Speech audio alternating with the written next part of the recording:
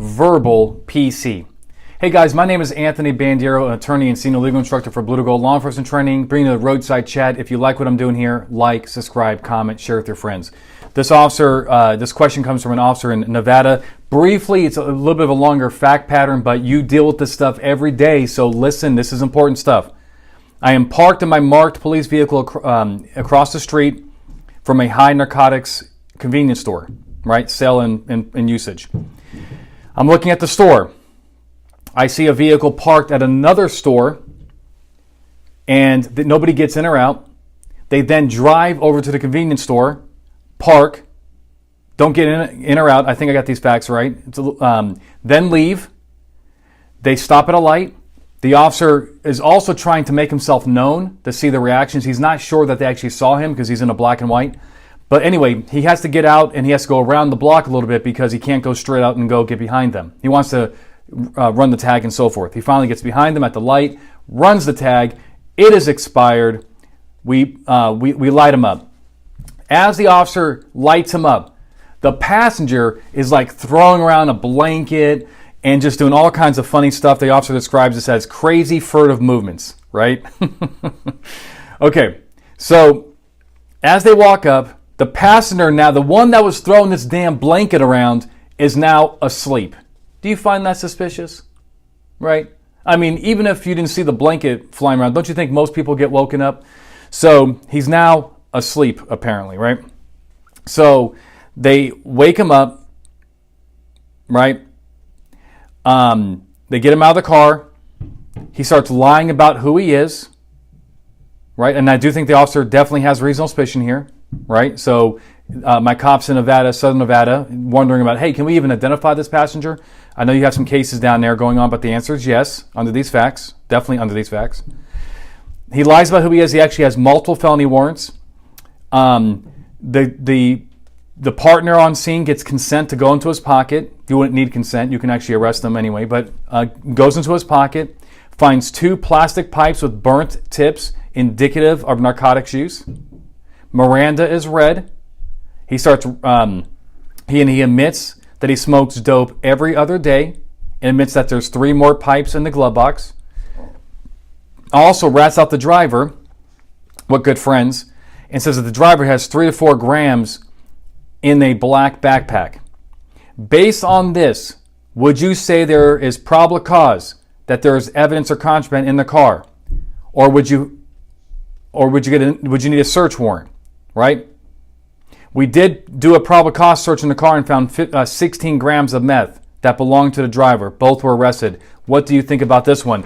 And he says, finally, I want to say I love your videos. They're super helpful, and I share with all my coworkers. That's all I can ask, right? All right, so we are good to go. This is what I call verbal PC, right? It's actually, this is even a better case than verbal PC, but verbal PC is when people admit to crimes. Let me give you some examples, right? Defendant admitted he lacked a permit to carry a firearm. The cop didn't check. The cop is not confirmed that he has no permit. But is that probable cause? Yes. Right? Driver admitted he had no license. The cop didn't check. We don't know for sure. Is that probable cause? The answer is yes. The driver admitted to smoking and possessing marijuana. The cop doesn't know for sure. Is that probable cause? The answer is yes. So this is what I call verbal PC. When people admit to crimes, generally speaking, you can take them at face value because, it's pretty rare that people are going to be like, oh yeah, I don't have a driver's license, right? And they actually do. But even if they do, it's a fair probability they don't, right? In some extreme cases, they may think that they have an invalid license, but it actually got reinstated. But the point is it's probably not reinstated. This is verbal PC. Now, when the guy admitted that there was more contraband in the glove box, that verbal probable cause gave the officer reason to believe that there's more evidence in the car, to say the least, for the glove box. Then, when he ratted out the driver for more narcotics, that gave the cop even more probable cause to search the entire car for narcotics. So, could he be lying? Yeah.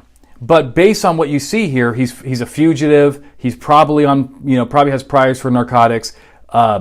he's lying to you, which indicates motive to get out of this mess, not be arrested, not be caught with the drugs on him, the contraband on him, and maybe in the car. He's also a drug user. That's clear from the evidence you found on him. So he knows a thing or two about narcotics.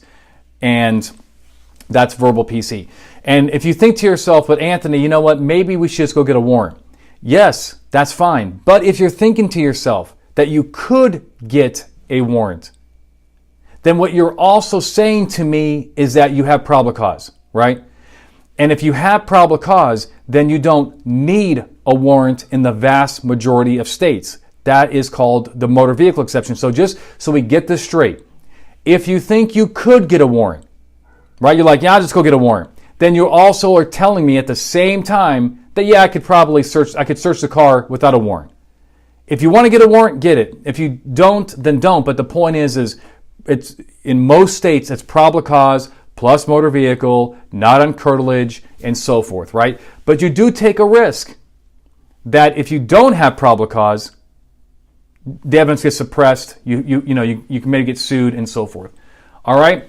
So that's the answer to the question. It's a great question. Keep them coming. If you want me to answer your question, go to bluetogold.com/show. Let me know. Okay. All right. See you next time.